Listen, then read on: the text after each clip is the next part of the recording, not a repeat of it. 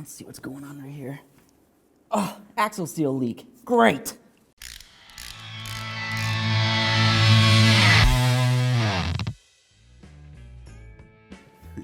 Hey friends, it's Len here from 1A Auto. So today we're going to be doing an axle seal on a Jeep JK series.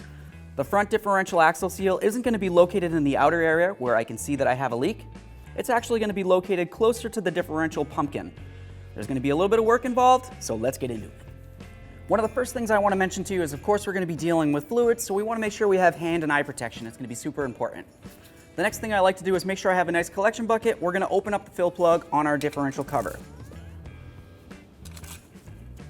Go ahead and set that aside. Now the next thing we're going to do is we're going to remove our drain plug, which is located on the bottom driver's side of your differential. When I do that, I like to have a nice clean cup so I can catch the first bit that's coming out. I want to make sure that there's no contaminants inside the differential.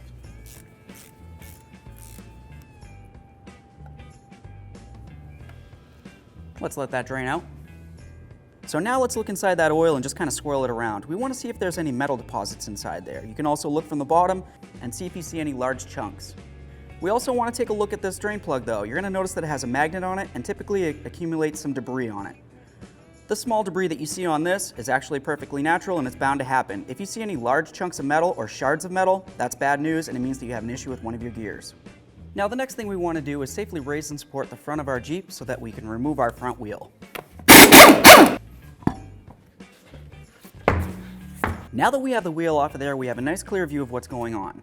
Essentially what we're going to have to do is we're going to have to get the brakes off of here and then remove the wheel bearing with the axle and pull it right out. The wheel bearing, as you're going to notice, has an ABS wire on it. You want to make sure that you don't damage that in any way. So of course we're going to want to disconnect it and then remove it from all of its securing points first.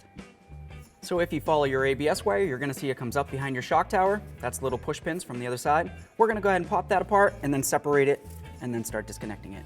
Now to make it easier to reach and be able to disconnect behind here, we're just going to go ahead and remove it from its securing points along the way. So now let's go ahead and lift this up and pull our ABS wire a little bit. If you look at the connector, you're going to see that there's a locking point. You want to go ahead and press on that red button and just unlock it. Once it's unlocked, if you press in the center area right here, you'll be able to squeeze it and then separate the two. There we are, that's separated. Let's go ahead and pull this out of here. You want to make sure that you put your ABS wire in an area where it's definitely not going to get pinched or damaged in any way. Now the next thing we want to do is remove our caliper with the bracket, and when we do that, we're going to go ahead and set it aside so it's putting no pressure on our flex hose.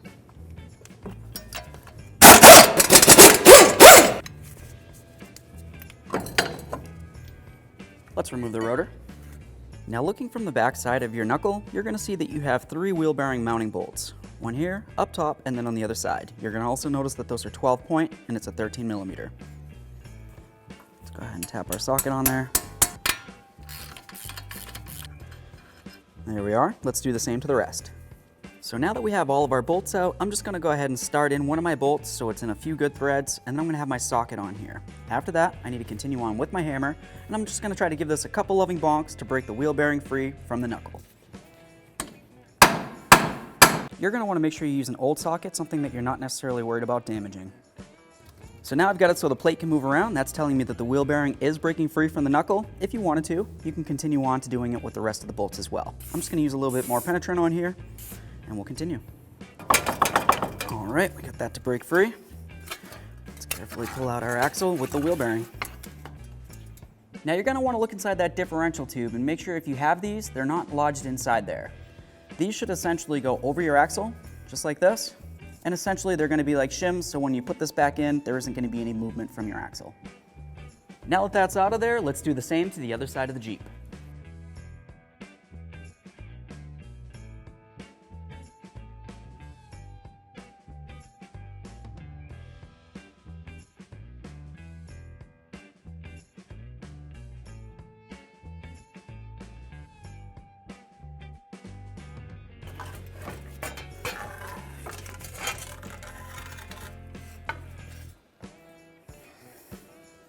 Now that we have both axles free and clear and the differential drained, let's continue on by removing all of our bolts to remove the differential pan. For this top bolt, I'm going to remove it most of the way, but leave it in a few threads. Now typically these pans are going to be held on by some RTV or gasket maker. That's going to mean that this is going to be stuck to the actual differential itself. Just go ahead and use a scraper or whatever you can get in between and go ahead and pry it apart. Just be careful not to damage your pan, because if you flex it or bend it, it could potentially be an issue where you can't seal it again.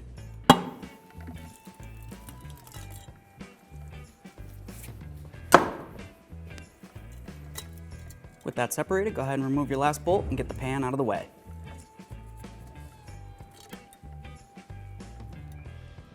All right, so now the diff pan is out of the way, so we have a nice clear view of what's going on inside. You're gonna notice that you have this area right here. This is where your bearing caps is. There's gonna be 4 bolts that we need to remove, but first of all, before you go ahead and remove them, you wanna pay attention to which side each of them is on. So take a picture with your cell phone, a camera, or even just write it down. You could also mark these if you needed to, but essentially what you need to do is make sure whichever you took off of each side goes back on the same side that you removed it from. So now that we remember exactly where these are going to go back to, when I remove them, I want to go ahead and set them on their corresponding sides. That's going to make things much easier. As we start to remove this from here, you want to be very careful because there could potentially be some shims. And of course, there's going to be bearings inside there that are going to have races on them. The races that are going to be removed that come out with it need to go with the corresponding bearings, so don't mix it up. It's also a good idea to make sure that you have these facing in the same direction. So if the wards are facing this way, that's the way that they're going to go back on when you put these back together.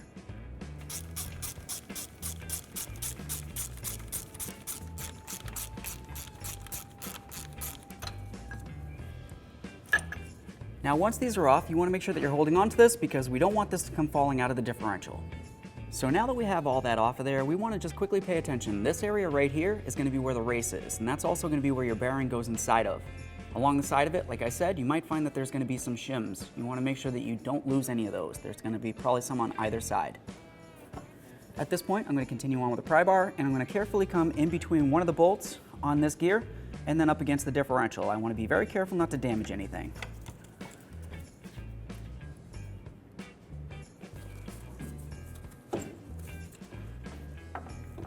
There we are. Let's grab onto this. Let's get this right out of the way. Now with this down on the ground, we can carefully inspect our races, make sure you don't see any scouring or discoloring, and of course the bearings themselves as well. If it looks as though anything's worn or damaged, now's the perfect time to go ahead and replace it. Inside the differential, let's go ahead and grab onto those shims. Make sure you pay attention to which side they came from and put them back in the exact same way. Now we have a nice clear view of our inner axle seals. Now the next thing we need to do is grab a nice long pry bar, or whatever you might happen to have, and a hammer. I'm going to come in through this differential tube and up against the inside of that seal. I'm going to essentially try to push this out and into the differential.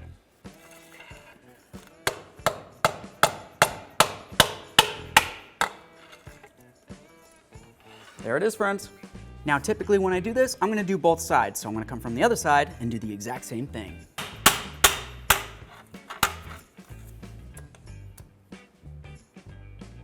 So now this is going to be the boring part, but I'm just going to quickly explain it to you. We need to essentially clean all this down, especially along this area right here, which is where our new seal is going to ride. You want to make sure you have any debris free and clear from that, and of course any oils off there as well. I also typically like to clean out the inside of the differential, but I don't necessarily try to get inside behind here because of course there is going to be a bearing back there as well. Also, while I'm cleaning, usually I try to come through from this side and push out, and I'll try to get out any debris that might be inside of this tube.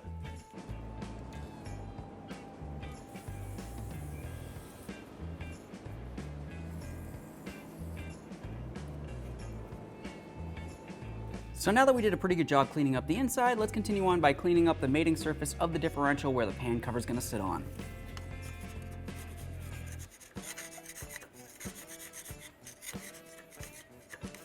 So I got this all nice and cleaned up now, and the inside looks pretty good as well. But something that I want to mention real quick is down in here, there's a little bit of a puddle. You want to make sure that you get all that out of there, and you also want to make sure that there's no debris that's remaining inside there. Anything that's in there could potentially damage your differential overall. Now that that's done, let's continue on to cleaning our internals. Now with our gear assembly inside the bucket, we're going to continue on cleaning this down. You want to make sure that you remove these races, and you also want to clean them and then set them on their corresponding sides so you don't mix them up. It needs to go back with the original bearing it came from.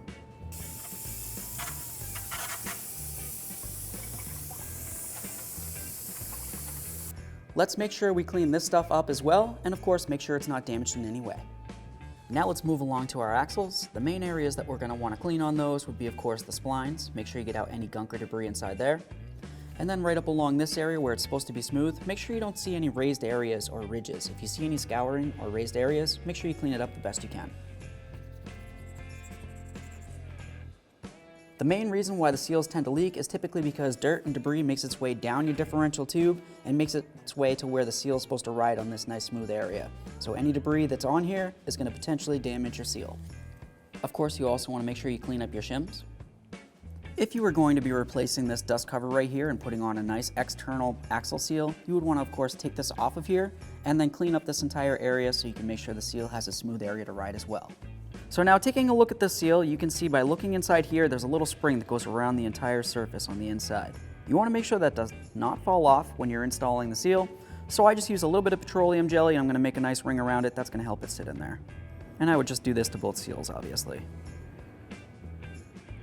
With everything cleaned up and the seal ready to go, we're going to continue on by installing the seal into the differential. To do this, you're going to have a couple different options, but essentially all you need to do is press it in. If you just go ahead and put it upright like this, you could continue on with a socket that's going to fit along this outer edge right here and then drive it in so it's pressed into the tube. Of course, if you had the socket, you might need to use a nice long extension to come all the way through from the other end of the tube and then come down here so you can drive it in. Otherwise, if you happen to have a caliper depressing tool or even a seal installing tool, you could try to get it in between here and then just kind of separate it, and then that's going to drive in the seal. I would do those one at a time. Typically when I do these, I try to put in the driver's side first, and then I do the passenger side second. Just do a quick inspection, make sure it's seated properly, and then do the same to the other side. Now the next thing I want to talk to you about is the differential cover. Obviously you want to look at the back side and you want to make sure that the mating area that's going to go up against the differential is nice and clean and free of any debris. Secondly, what I want to talk to you about is the overall shape of the differential cover. You're going to notice that this one right here is pretty much an oval with flat sides. That's telling me that this is called a Dana 30. There's also a different type of differential cover that you might happen to see, which looks a little bit like an oval with flat sides, but it's going to kind of have some weird angles to it, and it looks a little wonky. That one's going to be a Dana 44, and the two are going to have different torque specifications, so make sure you look up your specific application. Now the next thing we want to do is pre-lubricate the bearing that's behind this gear here. So just go ahead and use your manufacturer specified fluid and give it a nice little squirt. Now the next thing we're going to do is pre-lubricate our gearing system. You need to definitely make sure that you put lubricant on all of your bearings, so you have one on each side here. Make sure you get a whole bunch of lubricant inside there, and then inside all these gears here. Just make sure that they have a good amount of lube. Of course, once we get everything together and the differential's full, it's going to make sure that everything's lubricated, but I just like to have it pre-lubricated. Now the next thing we're going to do is take our races and go ahead and put them on our corresponding bearings, and then of course we're going to take our shims and put those with it as well. Let's do that to both sides, and then we'll continue on to putting this into the differential.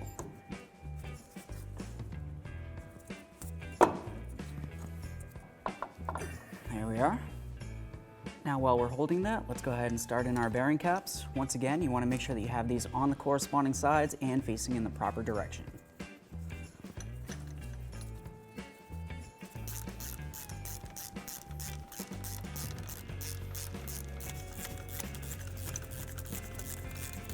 Now it's going to be time to torque our bearing caps. If you have the Dana 30 like I have, I'm going to be torquing this to 45 foot-pounds. If you have the Dana 44, you're going to torque them to 80 foot-pounds.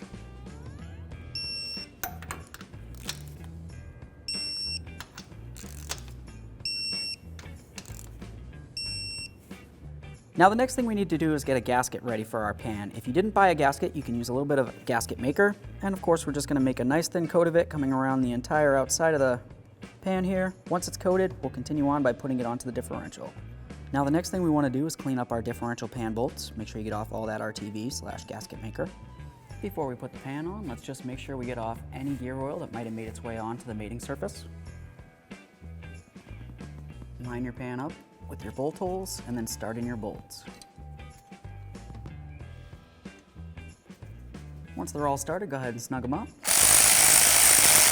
Now we're going to torque these pan bolts to 35 foot-pounds. Now that the pan bolts are torqued, let's let the gasket maker dry and put it on the rest of our front end. Before we go ahead and install the rest of our front end, let's make sure we clean up all of our bolts. And of course, let's clean up the mating surface on our knuckle and the wheel bearing and the backing plate. Now it's going to be time to get the axle back in here. Make sure that you have your shims on the axle and ready to go. And we'll start sliding this in.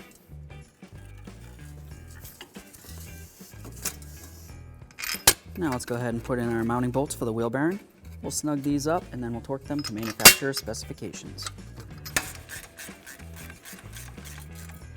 Now let's torque these to 75 foot-pounds. Now let's take care of our ABS wire.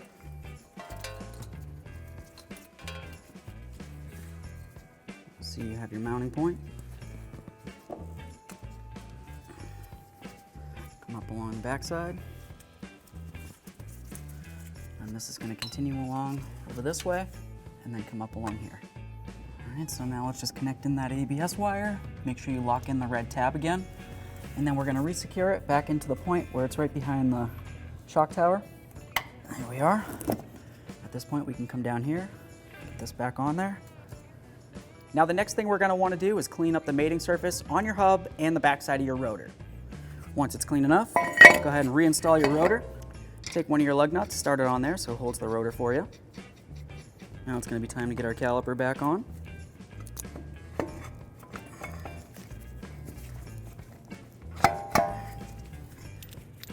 After you get it slid on, go ahead and reinstall your bolts. I like to use a little bit of red thread locker. Now we're going to snug up the bolts and then torque them to 100 foot-pounds.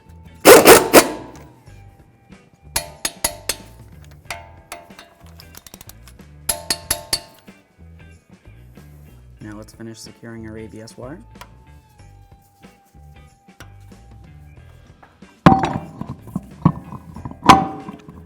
Now let's get our wheel back on here. We'll snug up all of our lug nuts and then we'll do the same to the other side.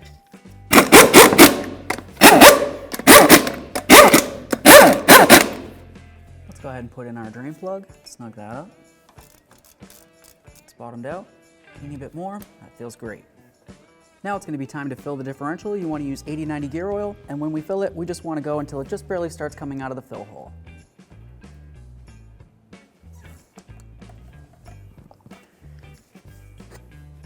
Now let's go ahead and put in our fill plug. Snug that up as well. There we are. All right, friends, with the wheel safely on the ground, let's go ahead and torque these lug nuts to 122 foot-pounds.